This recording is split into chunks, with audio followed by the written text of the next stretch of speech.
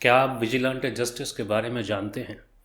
क्या होता है विजिलेंटे जस्टिस? दरअसल जब किसी इंसान का कानूनी प्रक्रिया से भरोसा उठ जाता है और आक्रोश और जोश से भरपूर जब वह इंसान कानून को अपने हाथ में लेकर अपराधी को खुद सजा देने का मन बनाता है, उसे ही विजिलेंटे जस्टिस कहा जाता है। ऐसा ही हुआ था एक बार बिहार के भागलपुर में। यह साल था 1980, जब कुछ कैदियों को बोरा सिलने वाले नुकीले सुएं से उनकी आंख में छेद कर दिया गया था।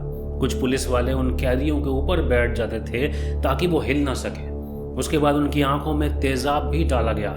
इतना ही नहीं, ये सब करने के बाद वहां एक डॉक्टर आता था जो लोगों से पूछता था कि उन्हें दिखाई दे रहा है या नहीं। कैदियों को लगता था कि डॉक्टर मदद करेगा, लेकिन दरअसल वो ये सुनिश्चित करता था कि अगर उनको अभी भी दिखाई दे रहा है तो फिर से उनकी आंख में तेजाब डाला जा सके ताकि वो पूरी तरह से अंधे हो जाएं। इस घटना का समर्थन पुलिस वालों के साथ साथ आम जनता भी करने लगी थी। उनको लगता था कि घिनौने जुर्म करे हुए लोगों के साथ न्याय करने का ये ही सबसे अच्छा तरीका था। तेजाब जो जरा उंगली में लग जाए तो जान निकल जाती है, लेकिन इस तेजाब को उन्होंने लोगों की आंखों में डाला था। इतनी बेरहमी वो शायद इसलिए कर पाए क्योंकि वो तेजाब को तेजाब नहीं बल्कि गंगा जल कहते थे। गंगा जल।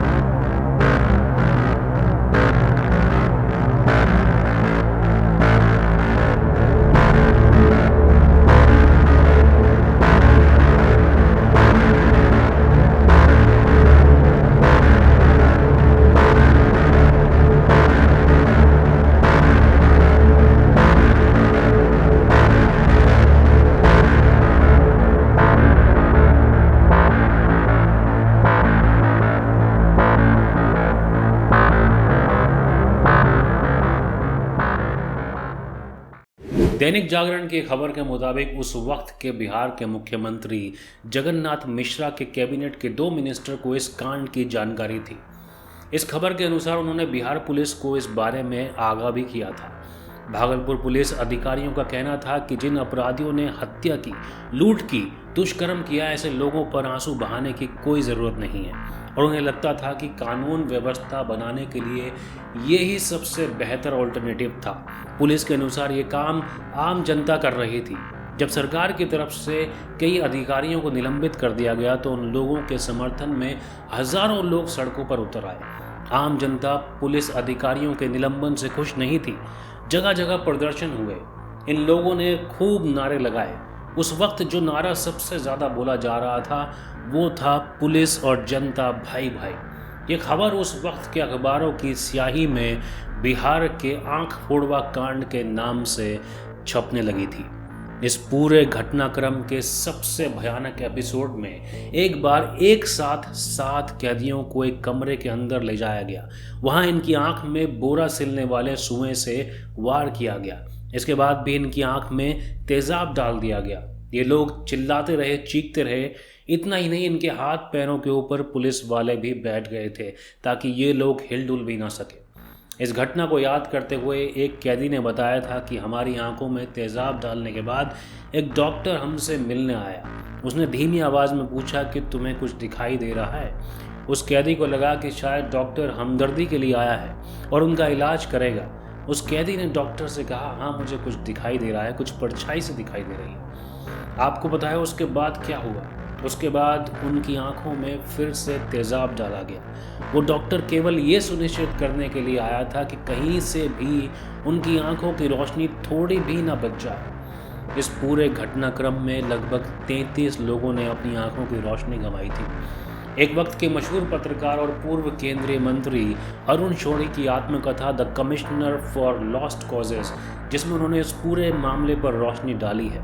उस वक्त उनके ही अखबार इंडियन एक्सप्रेस ने सबसे पहले इस स्टोरी को ब्रेक किया था। शौरी याद करते हैं, नवंबर 1980 में हमारे पटना रिपोर्टर अरुण सिन्हा को पता चला कि भागलपुर में पुलिस और आम लोग जेल में बंद कैदियों की आंख में तेजाब डालकर उन्हें अंधा कर रहे हैं। जब उन्होंने इसकी इन्वेस्टिगेशन शुरू की तो पटना में आईजी जेल ने इस बारे में कोई जानकारी देने से मना कर दिया, लेकिन इसके बाद उन्होंने इस मामले से जुड़ी सारी जानकारी उनको दी थी। बीबीसी की खबर के मुताबिक इस कांड में अंधे हुए लोगों में उमेश यादव अभी भी जिंदा हैं। इस समय उनकी उम्र 66 साल से ज़्यादा है और वो भागलपुर के कुप्पा घाट गांव में रहते हैं। उमेश यादव ने बीबीसी को 2022 में बताया था, हमें पुलिस पकड़कर कोतवाली ले गई थी।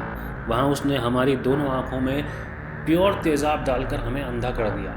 बाद में हमें भागलपुर सेंट्रल जेल भेज दिया गया। वहाँ जेल सुपरिटेंडेंट दास साहब ने हमारा स्टेटमेंट तैयार कर सुप्रीम कोर्ट के वकील हिंगोरानी साहब के पास भिजवाया था। उनके प्रयासों से ही पहले हमें 500 रुपये महीना पेंशन मिलना शुरू हुई, जो बाद में बढ़कर 750 रुपये हो गई।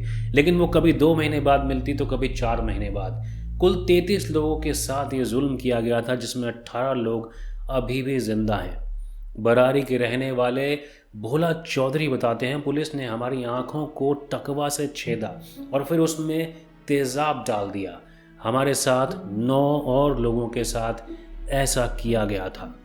अरुण सिन्हा, जिन्होंने इस पूरी स्टोरी को ब्रेक किया था, खुद उनकी जान को भी उस वक्त खतरा हो गया था, जिसका कारण था कि पुलिस समेत आम लोग भी इस तरह की न्याय व्यवस्था को सही ठहरा रहे थे। उनका मानना था कि संगीन जुर्म करने वाले लोगों के साथ ये न्याय सही था। जब पुलिस पर इल्ज़ाम लगने लगे तो उन्होंने कहा था, ये हमने नहीं बल्कि आम जनता ने किया है। इस घटना के लिए सरकार ने भी सिर्फ आम लोगों को जिम्मेदार ठहराया। उस वक्त के जेल अधीक्षक दास को सस्पेंड कर दिया गया। अरुण शौरी ने अपनी किताब में ये भी लिखा है, जुलाई 1980 में डीआईजी गजेंद्र नारायण ने एक प्रपोजल रखा था कि किसी अच्छे और एक्सपीरियंस पुलिस ऑफिसर को इसकी जांच के लिए भेजा जाए। जांच में ये भी पाया गया कि लोगों को ज़बरदस्ती अंधा किया गया था। जब इस पूरी रिपोर्ट की सच्चाई सामने आई तो इंस्पेक्टर के ऊपर जांच को बदलने का दबाव पड़ने लगा। ये घटना इतनी ज़्यादा भयानक थी कि राजनीतिक गलियारों में भी इस घटना की गूंज होने लगी थी। जहां प्रधानमंत्री इंदिरा गांधी ने शोक व्यक्त किया, उन्होंने ये भी कहा था कि यकीन नहीं होता कि आज के दौर में भी हिंदुस्तान में ऐसी घटनाएं हो सकती हैं। केंद्र सरकार ने बिहार सरकार को कार्यवाही के निर्देश दिए।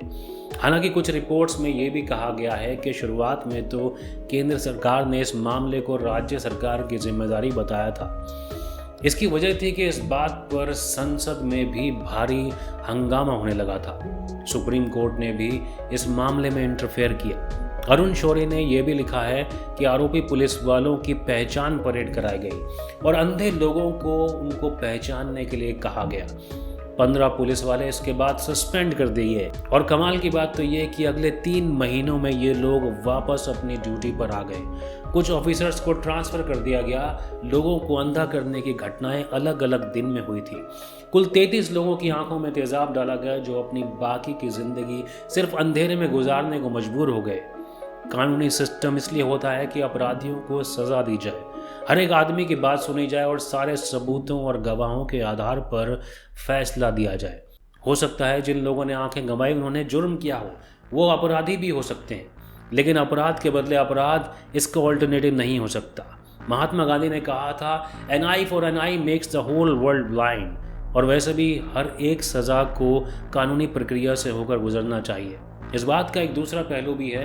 दरअसल बहुत बार देखा गया है कि निर्दोष लोग भी कभी कभी किसी इल्ज़ाम में फंस जाते हैं। अगर सोचो, किसी भी घटना में, किसी भी जुर्म में अगर कोई निर्दोष को उसके ऊपर लगाया गया इल्ज़ाम झूठा हो और पुलिस और पब्लिक उसके साथ विजिलेंट जस्टिस कर दे, तो क्या ये मानवीय अधिकारों के खिलाफ नहीं है?